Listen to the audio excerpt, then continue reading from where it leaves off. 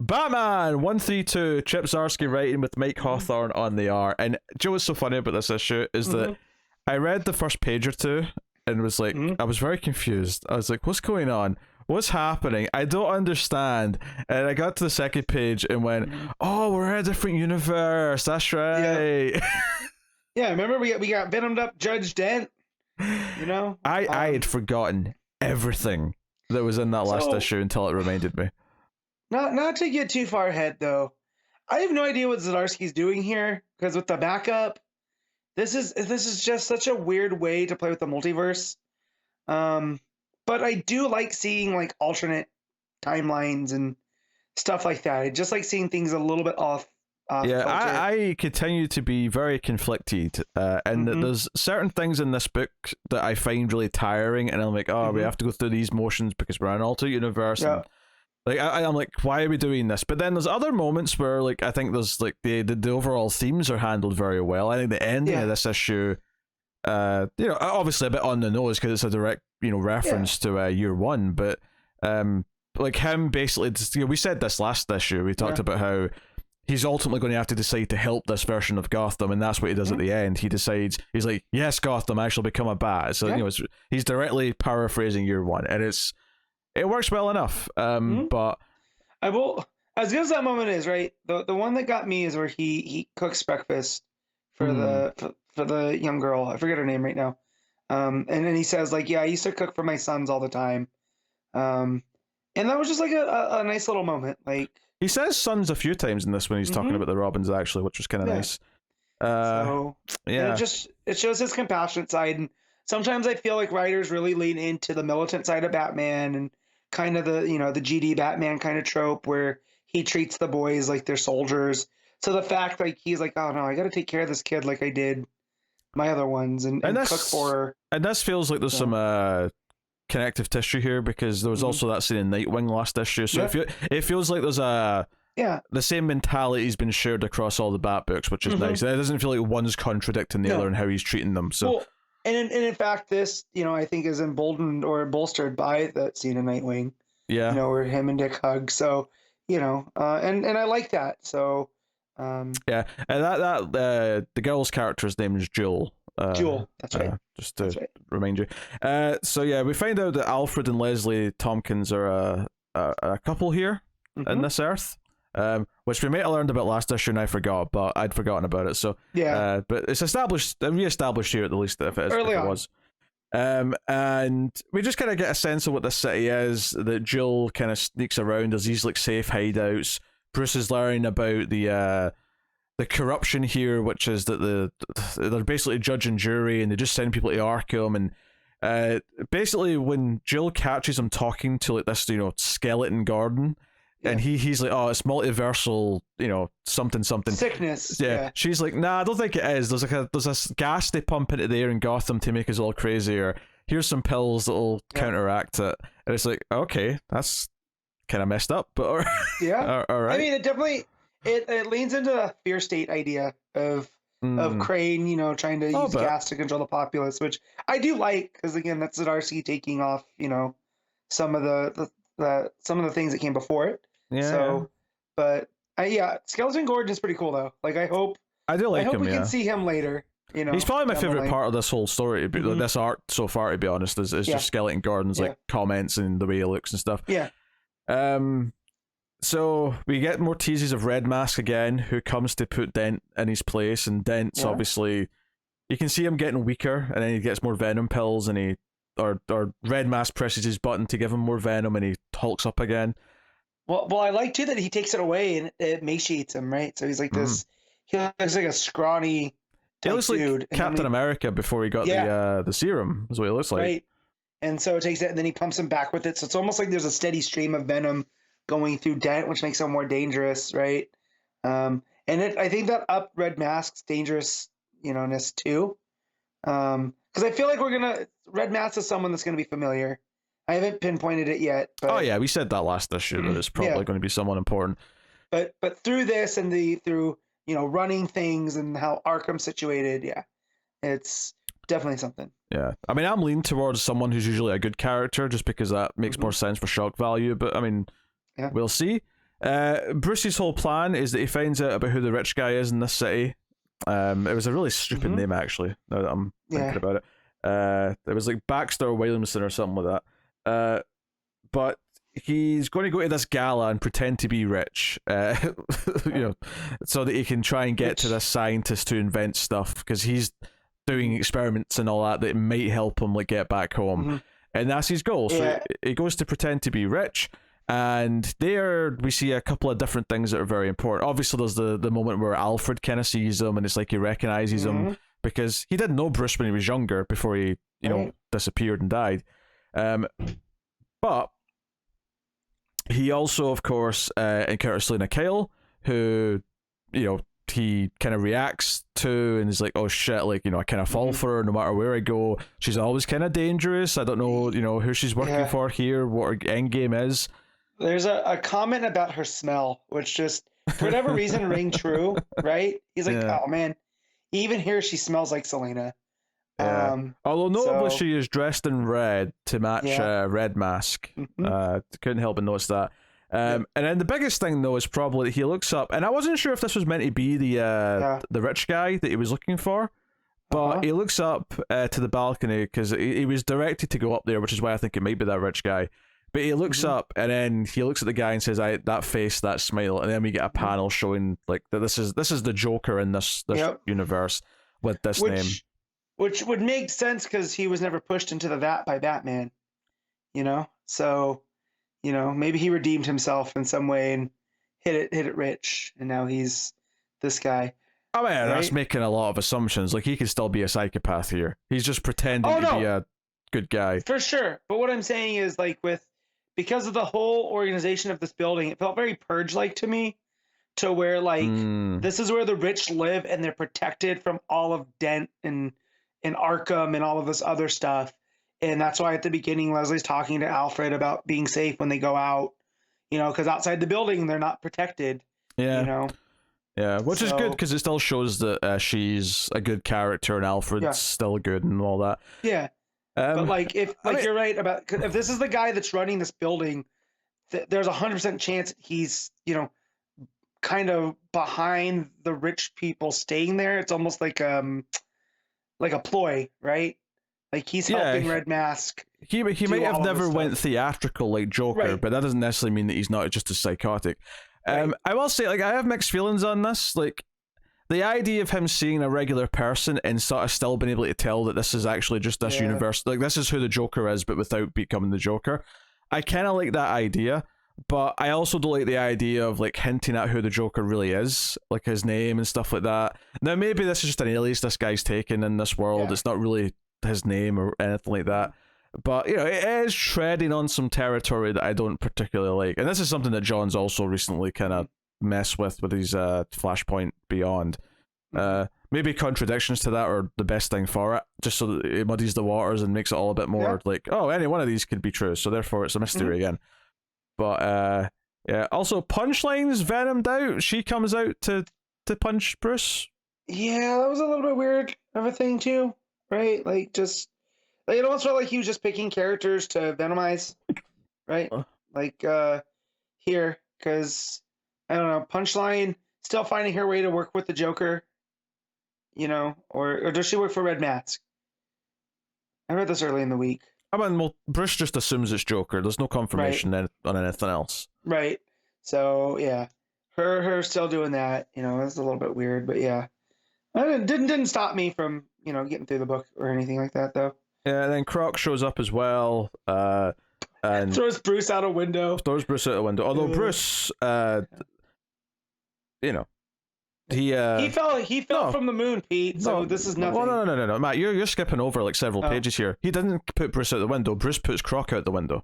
Oh, that's right. That's right. He puts Croc out the window, and then Bruce has the moment where he sees Alfred, and that sort of makes him pause. And then Selena and Punchline keep beating him up, and he gets shot by some stooge, whoever that is, in the shoulder. That makes him go out the window, and he hangs on with a rope or whatever it is. Right. And then he ends up falling to the building across the street, and we get the "I can survive this because I've fallen from the moon, so this is no problem." So two things here. One is the absurdity of him being able to survive this in the first place is eye-rolly, right? Yeah. I think the fact that he directly references the even worse example that we did not like from before to justify it just annoyed me more.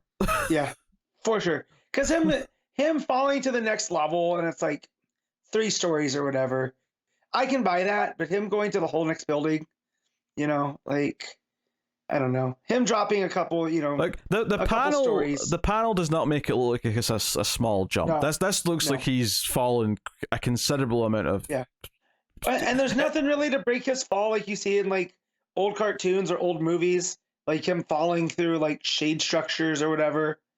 The skylight. It's a straight drop. The skylight breaks his fall. Yeah, but like, it's just, I think clearly what's become clear is that one of the things I clearly disagree with Zdarsky on is just this way of like Batman just surviving all this shit, and it's not.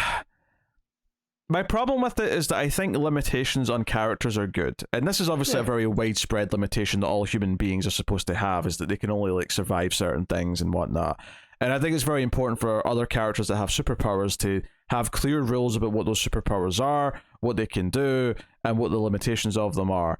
And I think having him just survive things that he shouldn't, and it just feels a bit because Batman-like, just feels like, well, I can't reasonably expect that he can't just get out of a situation at any point because I've seen him just do it before. So there's no like so it makes it hard for me to accept the threat of something else in the future because I feel like he's just cheated his way out. And not the characters cheated his way out, but the writings cheated him out of situations. So it makes future threats feel less like impactful. It makes me feel they're less threatening. Yeah, and I just expect more from Zdarsky because him in the night, like there was never impossible situations. There was tough situations that he got into. Some of the stuff with like the cat thieves in Paris and and the stuff with Ra's al Ghul towards the end, but nothing that was ever like impossible, like falling from the moon. So it's like I expect more from Zdarsky in his writing to not write himself into these type things. So to see it and then for him to reference it again too, which, let's be real, I probably would have just forgotten about it because I read so many comics about him falling from space, but then he reminded me in this issue. And that was only like, what, 2 issues ago that he did that? 2 or 3? It was like the second last issue of the last arc, so maybe 3 issues ago. It's so weird though, because like I feel like they don't really have to change anything other than just have the art make it more clear that it's like a more believable drop. But everything about the art makes it look like he's falling for ages, and then he's diving, and then obviously the narration box referencing the moonfall. It's just kind of like, whatever. I will say though, the last couple of pages I like though, because he stumbles out of the building and he sees like the corrupt cops like harassing someone, beating someone up in an alley, and he chooses to intervene. Very heroic thing to do, obviously, but the big thing here in the narration is that this city's terrified, but it's the wrong people who are terrified. It's not, regular people, innocent people are terrified, and the people in power are the ones like dishing out the fear. So this is kind of what inspires him to be like, you know what? No, like the fear dynamic in this version of Gotham is wrong, and it may not be my Gotham, but it's still a Gotham. So yes, Gotham, I shall become a bat. Like the last couple pages I thought were good. This is almost like a flip of like some of the other issues from the past arc where I like most of the issue, and then the cliffhanger at the end was like, oh, I don't know about that. This was kind of the opposite, where there was a lot of stuff in the middle where I'm like, I don't know if I really like this that much. I'm not sure. Like, there's good points, there's bad points to it. And then it got to the last couple pages and I was like, I like that. I like this moment. Yeah, well, I also like too that he stands up for these, even though he's just taking this fall, right? But he still sticks up for these people to fight these cops, and then he like almost like passes out, right? Because he's laying down there in the alley too, right? If I'm remembering things right. Oh yeah, after he's done fighting the cop, he's on the and like he just passes out, and it's like he's gonna give it his all, no matter what, because he doesn't know how to do anything else. So and it's almost like Skeleton Gordon who fades away as he's passing out, and he tells him to strike fear. It's almost like he's become his father in this, like for this version of Gotham. Like he's the one giving him the inspiring him. Yeah. So it's almost like Skeleton Gordon represents Gotham itself, rather than a father figure, which is interesting. Yeah. Yeah. I like the ending. I like thematically, like those elements of it. I am intrigued by him interacting with this Alfred and what that's going to mean to him. It's a little watered down because we just had him interact with an Alfred in Batman versus Robin, so they're maybe milking that a little bit too much, too close together. But potentially there is some interesting things there, that we have this alternate universe version of Alfred. And, and I like science fiction, and one of my favorite things about alternate universe stories in science fiction is the idea of exploring something with a character who was already gone, but you get to sort of like examine the differences and kind of reaffirm some of the core qualities to our main character by how they respond to another version of this character. Like there's definitely things you can do with that I think there's potential here for. The number of characters that are in the story though that are being referenced, they need to have a Joker, they need to have Harvey. We've got this mysterious red mask. There's maybe just a little too much going on and too many characters that we're shuffling, that it just kind of feels like we want to reference a lot of characters rather than there's some key 2 or 3 important ones that we're really going to focus on and make a big deal out of. So that would be my other thing with this. I almost felt like it was too early to reference the Joker, because I wouldn't mind them like putting that off for a little bit, instead of giving us that direct comparison to where like Bruce hears him laugh or whatever in another meeting. I was like, that's oddly familiar. Because he's more focused on, Dent at that point, let's say. Sure, yeah. But, I don't mind Croc showing up, because I always like Croc as a muscle type figure. So, certain of these characters popping up, it's, just in their typical roles, I think it's fine. Yeah. My other kind of mark against the issue is that I wasn't that into the art for the most part.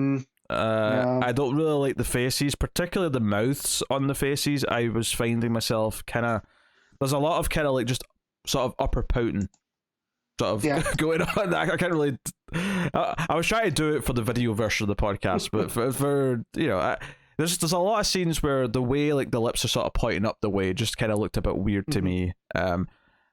Everything's maybe a little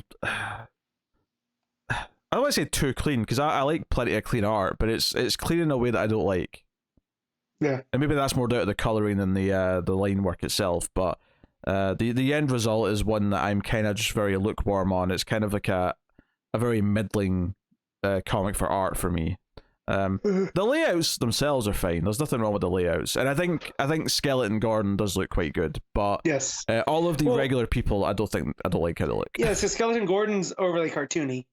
So and he doesn't have lips. He doesn't have lips. That's he's a skeleton. He's a skull with a mustache. Yeah.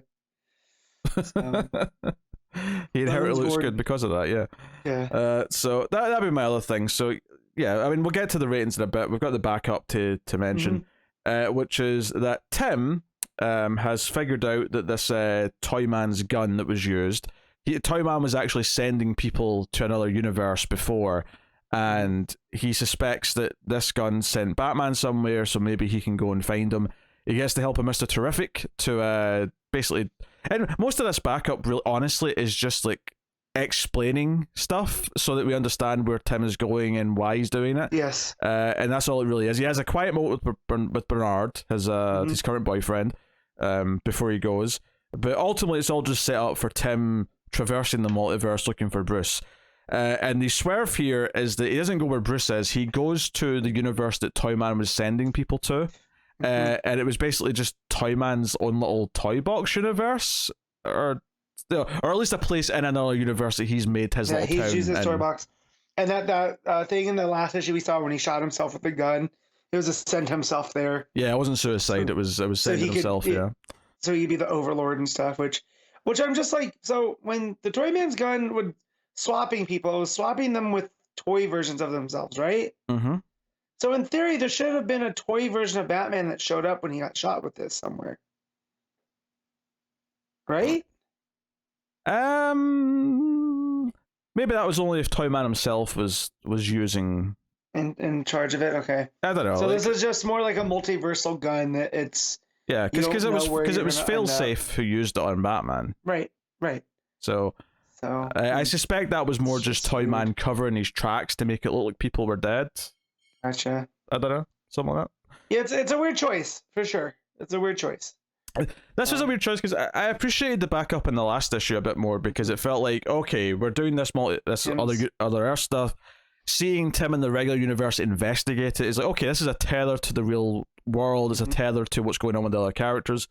Here it kind of dropped that because now Tim's also going around the universe or around the multiverse. Multiversal quest. Yeah. And instead of like him getting close to anything, it seems like it's now going to be a story with him dealing with Toyman and Toyman's own little bubble. Yeah. Which makes it feel less relevant because before it felt very relevant to what's going on, and now it feels like it's splintered off into its own thing. Because it was Tim dealing with the death of his mentor or perceived death of his mentor, you know, and that it can't be true. We got to figure all this out, you know. I'll find a way. There's a way. He's Batman. Yeah. You know, and that here it was just more like, oh, Toyman, device, multiverse, cool. So I will give it credit. It read super fast. So sure, did not bog me down. So credit where that's due.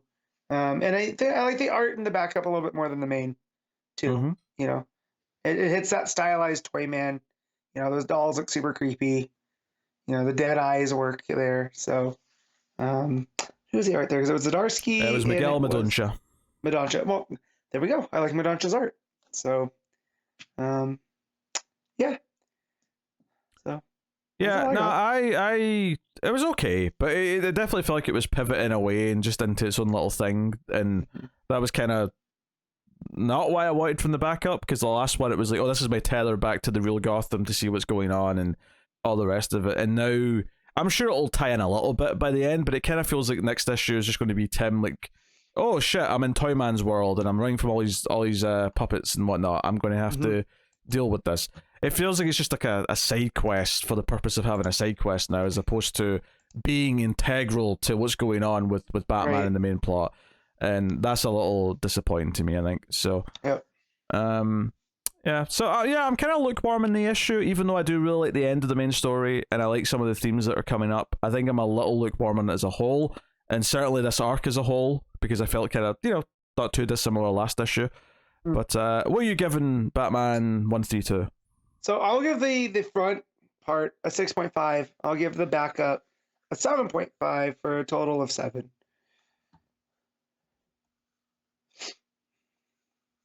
I think I will just give the whole thing a